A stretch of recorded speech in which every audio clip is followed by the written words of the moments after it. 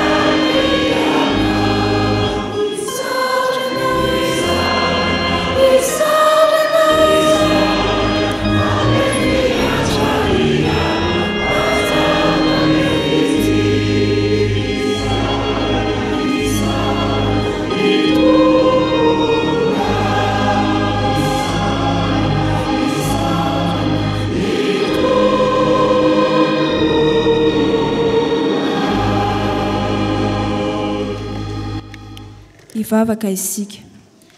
Ry Andriamanitra tsara indrindra, midera, mankalaza, misaotra anao izahay noho ny soa rehetra nataonao taminay. Misaotra anao izahay noho ny tantananao anay nandritra ny herinandro lasa izay notiavinay iny. Ka tonga eto amin'izao tranonao izao indray.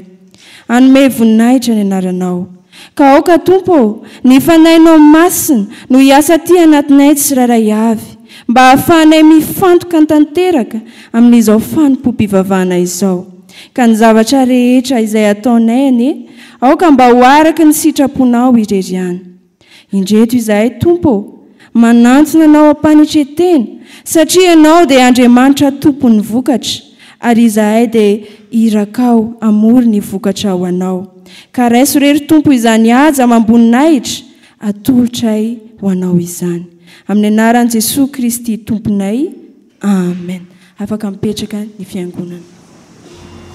Tonga eo amin'ny fotoana izay ankalazana ny tenin'Andriamanitra isika izao ry havana, izay aloava ny fotoana ho an'ny ankizy sy ny tanora. Ka angatahana ary ny ankizy sy ny tanora rehetra hitsangana ny antoerana hanatanteraka hira ny hira efa voalahatra.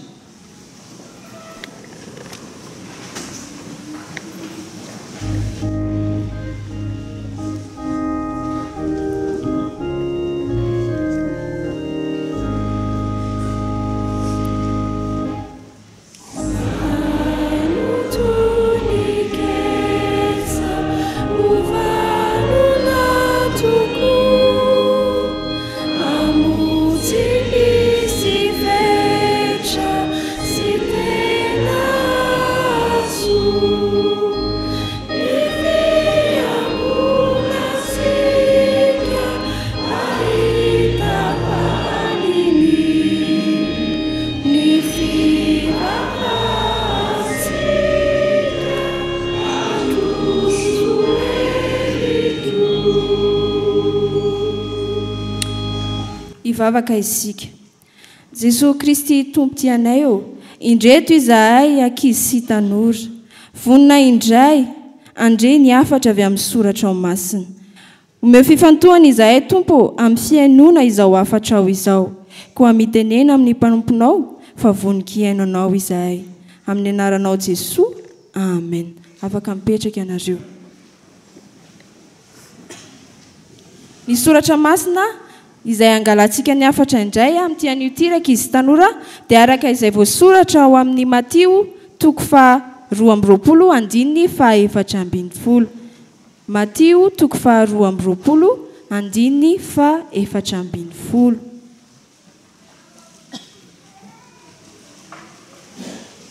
Rehefa hitantsika izany dia vakiantsika mafy amin'ny anaran'i Jesosy manao hoe fa maro no antsoina nefa vitsy no vidiana. Averintsika indray mandeha fa maro no antsoina nefa vitsy no vidiana.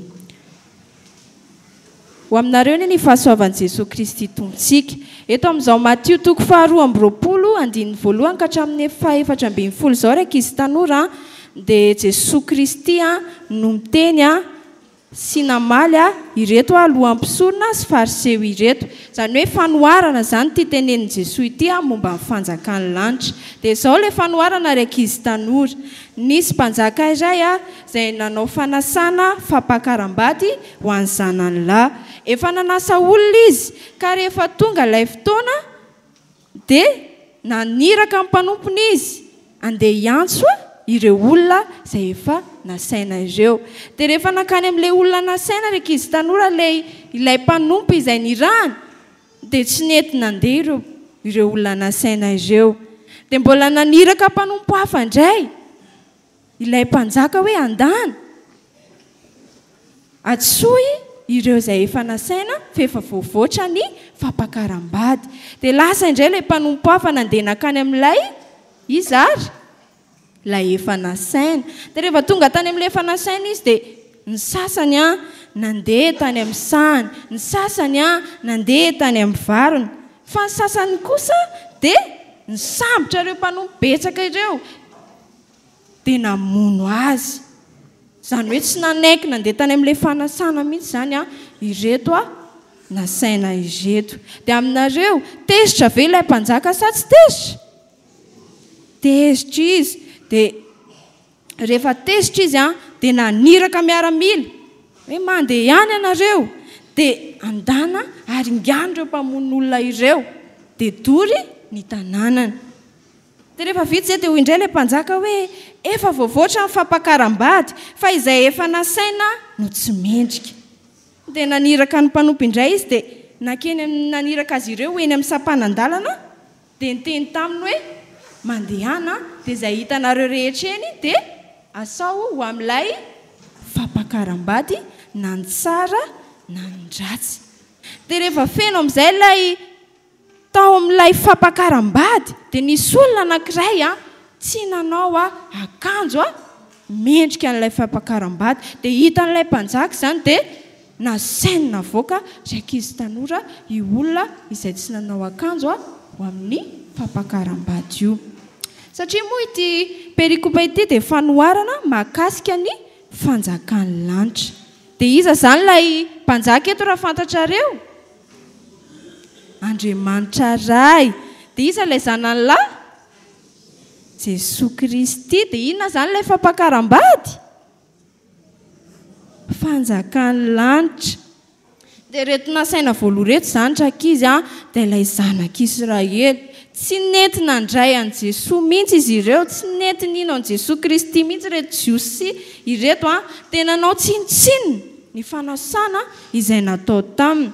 Dia vokatra izany nanaovan'izy ireo tsinitsinina izany dia nentina notoriana tany amin'ny jentilisa ny filazantsara. Rehefa tsy nandray azy ireto jiosy ireto. Ahoana moa ilay soratra masina vakiantsika teo? Fa maro no antsoina nefa vitsy no vidiana. Ry ankizy tanora mahalala an'i Jesoa, isika tsirairay avy ireo dia efa natsoin'Andriamanitra daholo. Fa ny fanontaniana mipetraka dia izao hoe efa voafidy ve isika? Izay ny fanontaniana mipetraka, isika efa voanjo daholo fa hoe efa voafidy ve isika? Sa isika mitovy amin'ilay lehilahy anankiray? Naninona ilay lehilahy anankiray teo? Tsy nanao akanjo mendrika ao amin'ny fampakaram-bady. Dia izany hoe tsy hoe mankaty am-piangonana fotsiny dia hoe ampy izay. Tsy hoe kristianina dia ampy izay. Fa ny fitafitsika an'i Jesoa Kristy ry ankizy tanora no marika hafantarana fa mendrika hiditra amin'ny fanjakan'Andriamanitra isika. Inona hoe ny fitafitsika an'i Jesoa Kristy no marika hafantarana antsika fa mendrika hiditra azy any amin'ny fanjakan'Andriamanitra isika. Dia ahoana ny fomba ahafahantsika mitafy an'i Jesoa Kristy ary? Mandray azy ho tompo sy mpamonjy ny fiainantsika. Izay aiza ho aiza moa ilay soratra masina teo sao dia efa adintsika ao amin'ny Matio 12:14 manao hoe fa maro no antsoina nefa vitsy no vidiana. Andeha hitsangana ary ny ankizy sy ny tanora rehetra. Tsangana isika dia hivavaka ao dia averinareo izay vavaka ataoko. Jesoa misaotra anao ny amin'ny hafatra izay nomenao anay. Aoka izahay hitafy anao an-trano ka ho mendrika ny hiditra ny fanjakanao. Misaotra Tompo. Amen. Afaka mipetraka ianareo. Voninahitra dia ho an'Andriamanitra irery ihany.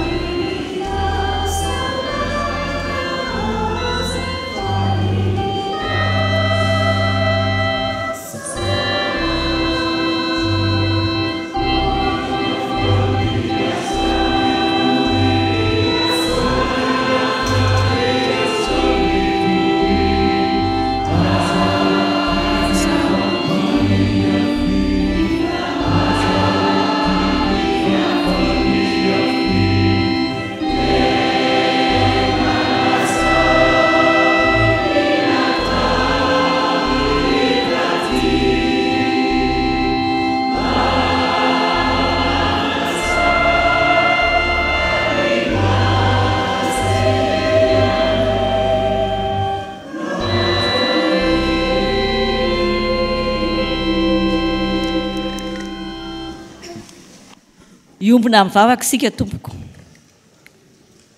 Tompo Andriamanitra rainay eo, misaotra anao mandrakariva izahay, nomenao ny soratra ao masina ho fiainanay. Tonga amin'ny fotoana mamy inona izany izahay. Fanahy masinao, mitarika amin'ny famakiana ny teny dia ampita fiainana sahady izany. Sokafy ny vavam-panomponao ary apatrao ambavany ny afatrao ho teny fiainana ampitombo finoana tokoa no voalaza. Dia manampy anay mpiainoko fanahy masinao, hitahiry izay voafafy ka ankatoavina ho zary fiainana, ary tsy ho anay ihany fa ho zaraina amin'ny hafa koa, ary dia afaka hamory vokatra ho anao izahay Tompo. Amin'ny anaran'i Jesosy zokinay, amen. Iaraka amaky sy hiaino ny soratra masina isika ao amin'ny fanekena taloha, boky Nehemia toko 17 andininy 10 ka hatramin'ny 14. Rehefa hita dia ho vakiana amin'ny anaran'ny Tompo.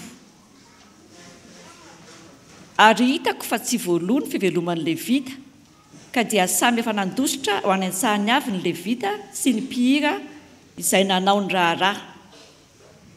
Dia nifandahatra tamin'ny mpanapaka aho ka nanao hoe, nahoana ny dia ilaozana ny tranon'Andriamanitra? Dia namory azy aho ka nametraka azy teo amin'ny toerany avy. Dia nentsy ny doda rehetra ho ao amin'ny trano fireketana ny ampafolon'ny vary sy ny ranom-boalopaka ary ny diloilo. Ary nanendry mpitandrina ny trano aho, dia Selemia mpisorona sy Zadoka mpanoratra ary Pedaia avy tamin'ny Levita.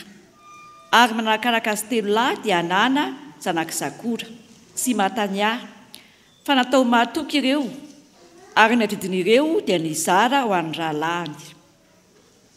Tsarovy aho noho izany ry Andriamanitra, ka zakosehina ny so nataoko tao amin'ny tranon'Andriamanitra sy ny amin'ny raharaha tokony atao ao.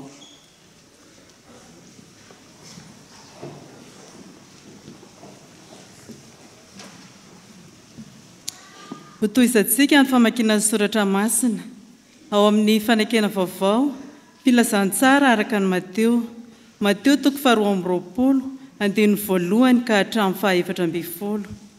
Ary ho faranantsika ny famakiana ny soratra masina ao amin'ny bokin'ny Asan'ny Apôstôly. Asan'ny Apôstôly toko 17 andininy 17 ka hatramin'ny 20. Rehefa hita dia ho vakiana amin'ny anaran'ny Tompo. Ary Jesosy namaly dia nilaza fanoharana taminy indray ka nanao hoe, ny fanjakan'ny lanitra dia tahaka ny mpanjaka izay nanao fanasana fampakaram-bady ho an'ny zanany lahy. Ary izy naniraka amin'ny mpanompony hiantso izay efa nasaina mba hakao amin'ny fampakaram-bady, fa tsy nety ho avy ireo.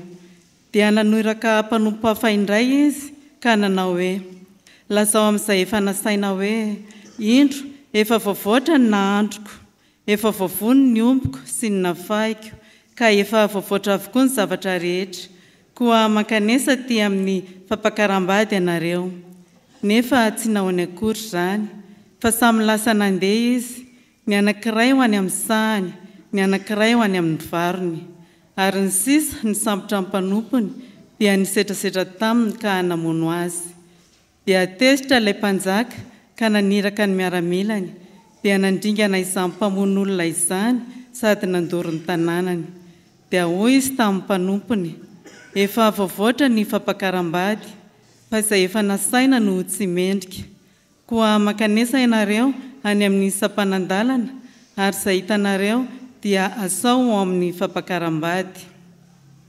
Dia nivoaka ho any amin'ny lalana ireny mpanompo ireny, ka namory izay rehetra hitany, na ny ratsy na ny tsara, ary dia feno mpihinana ny fampakaram-bady. Ary no ny efa niditra ny mpanjaka izany mpihinana, dia nahita lehilahy anankiray izay tsy niakanjo ny akanjo fitondra amin'ny fampakaram-bady. Dia hoy izy taminy, ry Sakaiza, ahoana no idiranao eto, nefa ianao tsy miakanjo ny akanjo fitondra amin'ny fampakaram-bady? Dia asiana izy. Ary hoy ny mpanjaka tamin'ny mpanompony, afatory ny tongony aman-tanany, dia ary ho any amin'ny maizina any ivelany izy. Any no isy ny fitomanina sy ny fikotrohan'ny nify. fa maro no antsony nefa vitsy no fidina. Ary nisy jiosy tonga avy tany Antiokia sy Ikonioma izay nitaonany vahoaka ka nitorabato amin'ny Paoly dia nitarika azy ho any ivelan'ny tanàna satria nataony fa efa maty izy. Fa noho ny nanodidina azy ny mpianatra dia nitsangana izy ka lasa niakatra tao an-tanàna. Ary noho ny ampitso dia niala tao izy sy Barnabasy ka nakany Derbe. Ary rehefa nitory ny filazantsara tamin'izany tanàna izany izy ka nahazo mpianatra maro dia niverina nakany Listra sy Ikonioma ary Antiokia indray izy. Nampahery ny fanahin'ny mpianatra ka nananatra azy haharitra amin'ny finoana sady nilaza fa tsy maintsy amin'ny fahoriana be no hidirantsika amin'ny fanjakan'Andriamanitra. Ary rehefa nanendry olona teo amin'ny isam-piangonana izy dia nivavaka sady nifadianina ka dia nanolotra azy ho amin'ny tompo izay efa ninony. Ary rehefa nandeha namaky ny Pisidia izy dia tonga tany Pamfilia. Ary noho nefa nitory ny teny tany Perga izy dia nidina nakany Atalia. Dia nondrana atsambo ny ala teo izy akany Antiokia izay efa nanolorana azy ho an'ny fahasoavan'Andriamanitra ho amin'ny asa izay novitainy. Ary rehefa tonga tao izy ka namory ny fiangonana dia nilaza izay rehetra nataon'Andriamanitra tamin'ny ombany azy sy ny namohan'ny varavaram-pinoana ho an'ny jentilisa. Dia nitoetra elaela ihany tamin'ny mpianatra izy. Amen.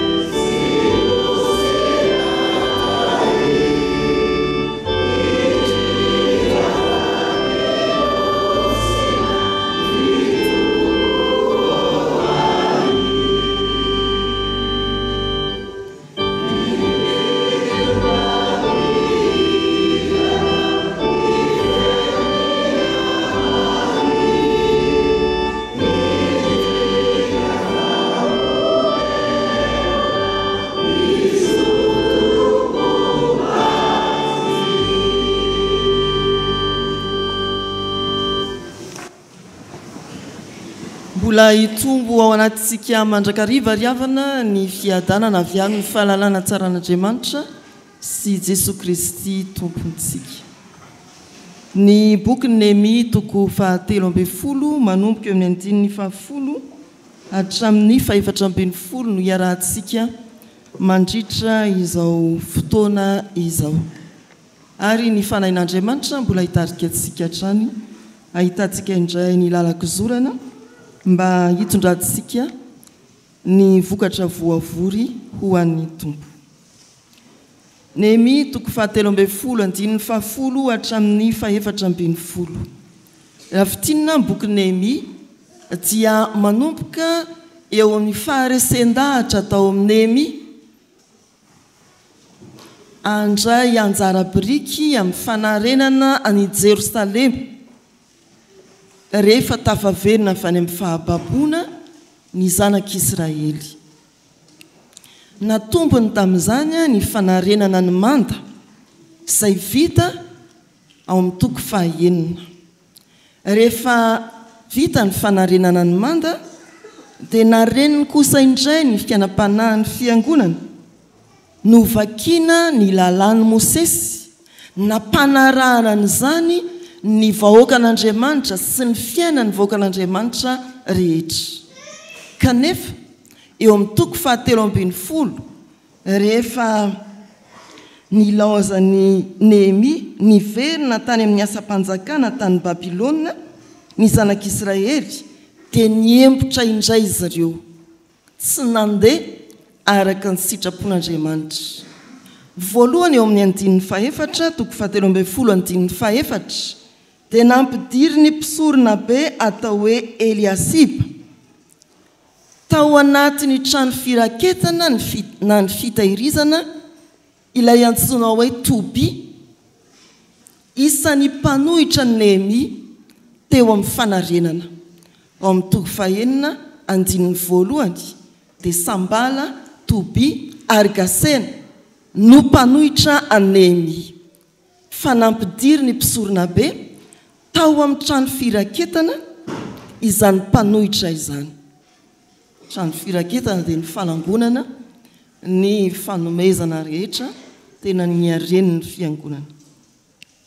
Ankoatran'izay koa efa nambarany lalàn'i Mosesy ery amin'ny toko 17:1 indray fa ny Moabita sy ny Amonita dia tsy azo hiditra ny tranon'Andriamanitra mandrakizay.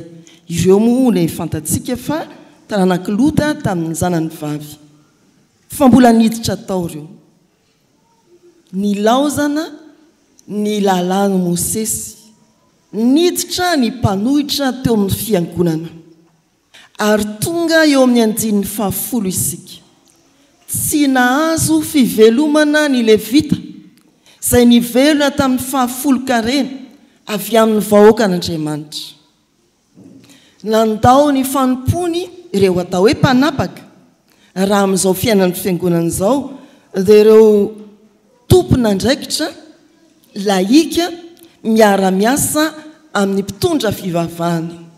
Ireo mpanapaka dia ireo tompon'andraikitra sivily ndika teny hafa miara-miasa tamin'ny Levita. Tsy tonga ny vavaka intsony koa ireo ary nandao ny tranon'Andriamanitra. Izany no hitantsika eo amin'ny 10 sy ny 11.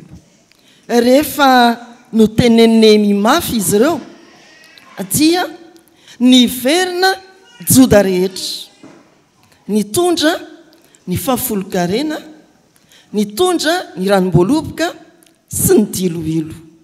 Ary rehefa tafaverina ny vahoakan'Andriamanitra ao anatin'izany ny tompon'andraikitra sy ny Levita izay voalaza eo amin'ny 11 fa napetraky Nehemia tamin'ny toerany avy dia namboary Nehemia koa ny fitantanana.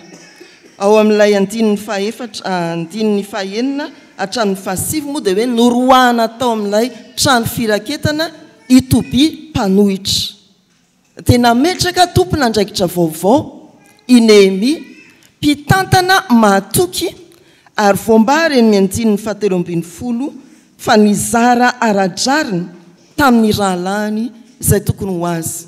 Ireto mpanompo no tendreny Nehemia ny amin'ny fitantanana. Mamory vokatra ho an'ny tompo. Ao anatin'ireo andininy efa novakiana tamintsika dia azo lazaina ny hoe mamory vokatra ho an'ny tompo aza mandao ny fanompona. Ary ny faharoa azo tenenina ny hoe mamory vokatra ho an'ny tompo tanterao ny tandrifianao. Ary amin'ny fahatelo dia tononina ny hoe mamory vokatra ho an'ny tompo tantany tsara ny vokatra. Mamory vokatra ho an'ny tompo aza mandao ny fanompona. Eo amin'ny 10 sy ny 11 araka ny voalaza teo nde hovakiana amin'ny anaran'i Jesosy manao hoe ary hitako fa tsy voalohan'ny fiveloman'ny Levita ka dia samy efa nandositra ho any an-tsahany avy ny levita sy ny mpihira izay nanao raharaha dia nifandahatra tamin'ny mpanapaka aho ka nanao hoe nahoana ny dia ilaozana ny tranon'Andriamanitra dia namory azy aho ka nametraka azy teo amin'ny toerany avy. Aza mandao ny fanompoana. Tsy misy vokatra ho voavory raha todikoka tsy manao ny anjara fanompoantsika isika fiangonana manomboka mpitondra fivavahana mankeo amin'ny tompon'andraikitra mpiara-miasa aminy ary any amintsika vahoakan'Andriamanitra. Aza mandao ny fanompoana. Ny atsika na hoe na misy bodofotsy na tsisy bodofotsy dia hity anao aleloia foana. Tatitinareo moa izay atsika an'izay. Aza manao ie. Zao le atsika. Isaka ny mba voatsindrona ampony ty olona anankiray ao amin'ny fiangonana amin'ny toritenin'ny mpitandrina dia mitsangana izy sady miteny mafy be hoe aleloia. Izy io dia anisan'ny olona tsinjovina ao amin'ny fiangonana. Fa hoy kosa ny tompon'andraikitra andao ampanginina io dia omena bodofotsy. Dia hoe aza miteniteny tsony fa tia bodofotsynao fa manako taba fiangonana ny aleloia anao isak'izay mihetsika izao. Ena andeha dia tonga ny vavaka ihany ty olona ity. Dia andeha ihany ny toriteny dia mbola nanao aleloia ihany izy. Dia hoy izy hoe na misy bodofotsy na tsisy bodofotsy zanao aleloia ihany. Na voalohany fivelomana na tsy voalohany fivelomana tanterao ny fanomponao. Na inona misy sy tsy misy eo amin'ny fiainanao aza ialana ny tranon'Andriamanitra. Hoy izy amin'ireo laika mpitarika eo amin'ny 2:1. Nahoana ny te ilaozana ny tranon'Andriamanitra. Ry havana malala rehetra ao amin'ny tompo, raha te hamory vokatra ho an'ny tompo isika aza ilaozana ny fanompoana. Raha te hamory vokatra ho an'ny tompo isika aza ilaozana ny tranon'Andriamanitra. Oviana ianao miteto amin'ny fiangonana farany ary naninona ianao ny tsy tonga aza ilaozana ny tranon'Andriamanitra. Miteny amin'ny alahelo i Nehemia raha mamerina indray amin'ny laon'ny fiainan'ny fiangonana nahoana ny dia ilaozana ny tranon'Andriamanitra. Miteny amin'ireo tompon'andraikitra ny fiangonana laika ny soratra masina. Raha te hamory vokatra aza ilaozana ny tranon'Andriamanitra. Tanterao ny fanomponao aza ilaozana ny fanompoana. Efa fanompoana ry havana ny fahatongavantsika manatrika fanompo-pivavahana. Miteny amin'ny mpitondra fivavahana Nehemia aza mankany an-tsaha. Zany hoe raha tsy voalohany fivelomanao aza mandeha mitady asa hafa. Tanterao ny fanomponao. Raha te hamory vokatra ho an'ny tompo aza ilaozana ny fanompoana. Aza ilaozana ny tranon'Andriamanitra. Dia miantso antsika ny tompo araka ny soratra masina izay voizina sy fanentanantsika ny hoe mahefa be mandrakariva amin'ny asan'ny tompo fa tsy foana tsy akory fikelezanareo aina ao amin'ny tompo. Na amin'ny fotoana na tsy amin'ny fotoana dia tanterao ny fanompoantsika. Fa ny faharoa araka ny voalaza teo mamory vokatra ho an'ny tompo tanterao ny tandrify ianao. Rehefa voapetraka tamin'ny toerany avy tafaverina amin'ny andraiky ny avy ireo mpitarika na mpitondra fivavahana na ny laika tompon'andraikitra dia niara-nientana ny firenen'ny Joda voalaza eo amin'ny 2:20 manao hoe amin'ny anaran'ny tompo dia nety ny Joda rehetra ho ao amin'ny trano firaketana ny ampafolon'ny vary sy ny ranom-boaloboka ary ny diloilo. Rehefa tafaverina ny mpitondra fivavahana ny mpitarika laika teny entana ny vahoakan'Andriamanitra ka nitondra ny vary ny ranom-boaloboka ary ny diloilo. Inona moa ny hevitra izany? Voalohany, raha tia hamory vokatra ho an'ny tompo isika, tsy zarery ny kofokofoketo, tsy ny tompon'andraikitra ihany no iseho afana fo, fa isika rehetra, ny zanak'Israely tsy ankanavaka, i Joda rehetra no nitondra ny variny, ny ranom-boaloboka ary ny diloilo. Inona ny hevitra izany? Ny teo ampelatanany, ampahafolony variny, ny ranom-boalobony ary ny diloilo. Ilay tena fototry ny fiainany andavanandro. Ny ranom-boaloboka dia sary ny fitahiana. Ny diloilo dia sarina tandinjo ny fanahy masina izay mitondra ny fanomezam-pahasoavana araka ny fampianarana ny Korintiana 1:20 ho an'ny fiangonana tsirairay. Izany hoe, sao diso sika ka hoe ny vola ihany, fa eo koa ny endriky ny fitahiana rehetra izay nomeny ny tompo atsika dia atolotra ampiasaina famoriana vokatra. Ny fanomezam-pahasoavana izay nomen'Andriamanitra tarafinao amin'ny teny hoe diloilo dia aza petrapetraka na piripirimina raha tia hamory vokatra ho an'ny tompo, fa ento manatanteraka ny fanompoana tandrify anao. Tanterao ny tandrify anao. Tsy ny mpitarika ihany tafapetraka ny andraiky ny avy, fa ny vahoaka rehetra dia miara-mientana rehefa miverina amin'ny laoniny ny fiainan'ny Joda. Tafaverina dia eo ny fiangonana, ny mpitondra fivavahana ny Levita, ny mpitarika laika dia ny entana ny vahoakan'Andriamanitra. Ry havana malala rehetra ao amin'ny tompo, izany no hitao manotompo antsika. Nampatsivon'ny Néhémie ny adidin'ny vahoaka ary namary ny fiantson'ny Néhémie ny vahoakan'Andriamanitra, namerina ny fanekena. Tsy nisy fitahiana hafa fa dia ny tsirairay nanao ny tandrify azy. Tsirairay nanao ny tandrify azy. Koa ny soratra masina manao hoe mazotoa fa aza malaina ary aoka fanafo amin'ny fanompoana ny tompo. Ny Romanina 2:20 andininy 1:20. Amory ny vokatra ho an'ny tompo isika. Tsy asan'olo tokana io, tsy an'olona vitsivitsy, fa antsika daholobe. Fantaro ny fanomezam-pahasoavana. Efa nosorana ianao, nametrahan-tanana ianao, nomena ny diloilo dia ny fanahy masina ianao. Fantaro ny fanomezam-pahasoavana nomeny tompo anao. Ampiasao izany. Anisan'ny amokaranao amin'ny fanjakan'Andriamanitra. Jereo ny fitahiana izay nomeny tompo anao, ilay ranom-boaloboka. Fahasalamana ve? Zanaka-mapara ve? Sa ino? Ampiasao fampandrosoana ny fiangonana. Ary ny fiainanao andavanandro, ny vary, ampiasao hamoriana vokatra ho an'Andriamanitra. Ny fahatelo dia no hoe tantany tsara ny vokatra.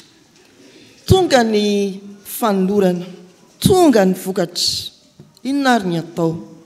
Efa noroahany Tobi izay mpanohitra, fa indreo kosa napetraky Néhémie ireo mpanompon'Andriamanitra voatanisa anarana eo mba hitantana ao amin'ny trano firaketana. Tantany tsara ny vokatra, hoy ny andininy 7:20. Ary nanendrim-pitandrina ny trano firaketanao dia Salemia mpisorona sy Zadoka Ornari Pedaia avy tamin'ny Levita, ary manarakaraka azy Telola dia Hanana, zanaky Zakora, zanaky Matania, fa natao mahatoky ireo, ary ny adidin'ireo dia hizara ho an'ny rahalahy. Olona mahatoky, hitantana tsara ny vokatra. Eto ny vokatra dia tsy ilay zavatra kirakiraina vola arena ihany, fatao indrindrako ny olona izay tena arena. Ny fitantanana tsy vola fotsiny fa fitantanana ireo joda rehetra tonga nanolotra ho mariky ny fanorantenany. Tantany tsara ny vokatra, indreo ny olona, indreo ny fanomezana mariky ny fanorantenany olona. Ataovy tsara tantana ny vahoakan'Andriamanitra, ataovy tsara tantana ny fanolorana omen'ny vahoakan'Andriamanitra, ary atolotra ho an'ny tompo izany. Liturjia liavana dia liturjia ao anatin'ny atao hoe asa mirakitra. Voalohany fanoloran-tenantsika, ary ny faharoa fanomezana ho mariky izany fanoloran-tena izany. Tsara tantana ve ny vokatra ho an'Andriamanitra dia ireo olona manolo-tena. Tsara tantana ve ny fanomezana mariky ny fanoran-tenan'ny olona. Ataovy tsara tantana ny vokatra. Hoy ny Luka 4:10 izay mahatoky amin'ny kely dia mahatoky amin'ny be koa. Izany ry havana no afatra famoriana vokatra ho an'ny tompo amin'izao alahady voalohany amin'ny volana oktobra izao. Aza mandao ny fanompoana, tanterao ny tandrifianao, ary tantano amin'ny fatokiana ny vokatra rehetra. Ho an'Andriamanitra ny voninahitra. Amen. Manoloana ny sitrapon'Andriamanitra izay nambaran'Andriamanitra tamintsika teo tamin'ny alalan'ny mpanompony dia matsiaro tsy tanteraka isika ry havana, ka ndeha isika iombina amin'izao vavaka setry ny tenin'Andriamanitra sy fifonana izao. Ivavaka isika. Misaotra anao izahay ry Jesosy Kristy tompotsy anay, nomenao fotoana indray tamin'ity anio ity, nafahanay nandre ny sitraponao. Nampahafantarinao anay tokoa fa raha te hamory vokatra ho anao izahay dia tsy tokony andao ny fanompoana, ary ihany koa andray ny andraikitra tandrify anay tsirairay avy, ary tantana tsara ihany koa ny vokatr'Andriamanitra. Manoloana izany nefa ry Tompo dia ratsy loatra ny vitanay teo anatrehanao, fa indraindray izahay reto dia mialan-daharana, tsy manatanteraka ny fanompoana izay tokony ho ataonay rehefa tody zavatsarotra. Indraindray izahay rehefa misy andraikitra tokony ho ataonay dia lavinay izany, ary eo ihany koa ny anaovanay kitoatoa ny fitantanana ny vokatra ao Andriamanitra. Manantona anao izay Tompo amin'ny fanetretena tokoa, mangataka ny famindram-po, ny famelan-keloka avy aminao. Jehova izay Tompo ho afa-pahotana, afaho izahay ho afa-keloka, sasaho izahay Tompo ho afaka amin'ny fahadisoanay rehetra. Mamindrafo aminay Andriamanitra, raiso ny fifonanay, ka tena adio tokoa ny izahay eo anatrehanao, ary atanteraka ny sitraponao mandrakariva. Amin'ny anaranao Jesosy Tomponay no anaovana izany vavaka izany. Amen.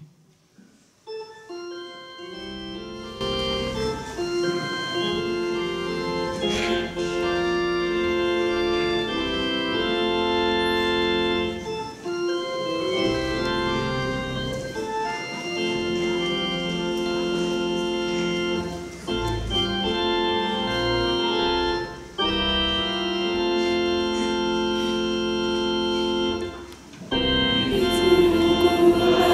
you.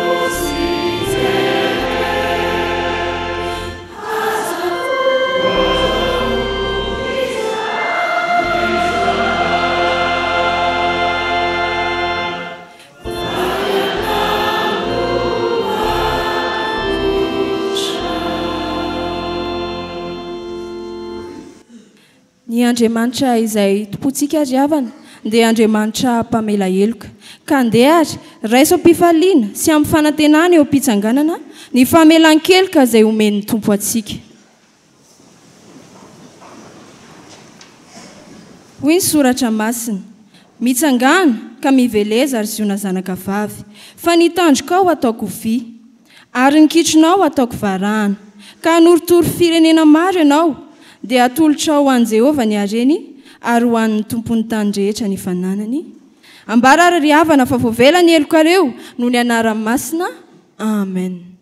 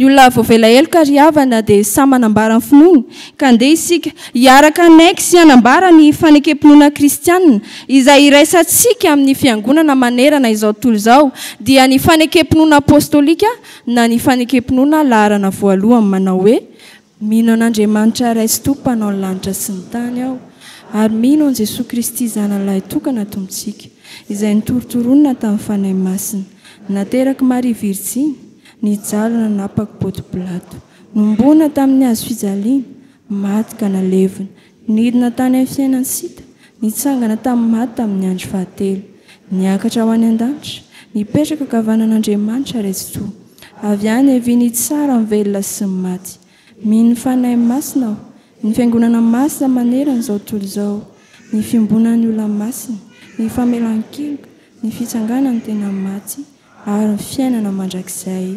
Amen. Afaka mipetraka ny fiangonana. Andeha isika hiombana amin'izao vavaka fangatahana izao. Hivavaka isika.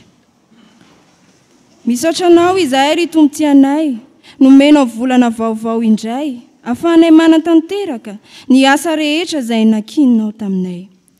Ny asa rehetra izay tanterahan'ny fiangonana mandritra izao volana oktobra izao anery tompo dia aoka ho tahinao sy ho ambininao ho tosy tanteraka somatsara eo ambany fitarihan'ny fanahinao masina. Mivavaka izahay ho an'ny kristianina tsirairay avy eto amin'izao fitandremana izao mba handesy hamoha vokatra tsara araka ny sitraponao ane ny tsirairay avy. Ta io ny asa mandrara izay tandrify ny tsirairay avy.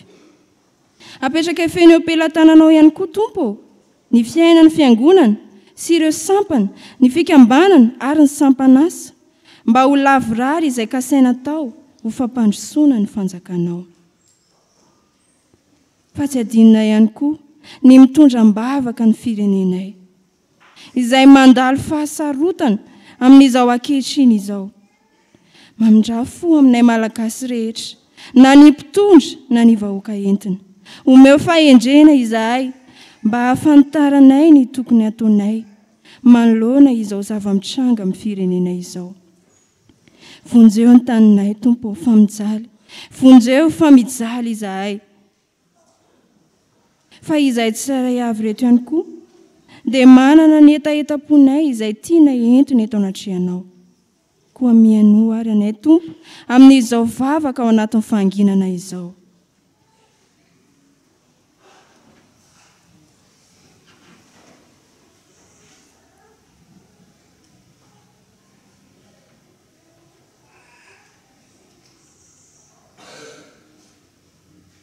Misaotra sahady tompo ny amin'ny valim-bavaka izay omenao anay tsirairay. Maminay manakambana izany vavaka izany amin'ilay vavaka nampianarinao mpianatra ao fa izay manao hoe zay anay izay ny an-danitra ho masina ny anaranao ho tonga ny fanjakanao atao any sitraponao ety atany tahaka ny any an-danitra meo anay anio ny anasaza ao anay ary mamelany elokay tahaka ny amelanay izay ny eloka taminay ary aza mitondra anay amin'ny fakapanana manafanay amin'ny ratsy manao fanjakana sy ny hery ary ny voninahitra mandrakizay. Amen.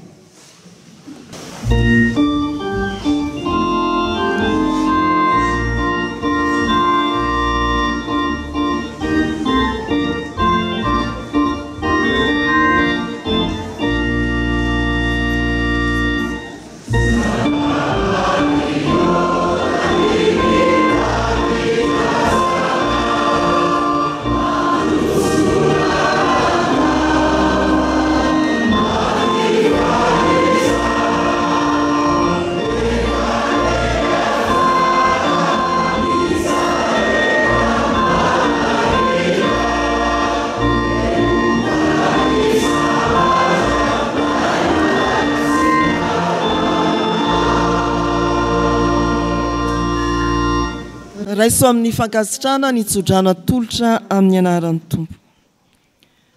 Ho tahina ny ateraky ny kibonao sy ny vokatry ny taninao ary ny ateraky ny biby fiompinao, dia ny ateraky ny ombinao sy ny ateraky ny ondry amanosinao. Ho tahiny ianao raha miditra, ho tahiny ianao raha mivoaka. Atolotra Jehovah ho resy eo anoloanao ny fahavalonao, izay mitsangana hiady aminao, ka lalana ray ihany ny voany anatonanao, fa lalana fito kosa no andosirany hiala eo anoloanao. Mandiana amin'ny fiadanan'ny tompontsika. Amen.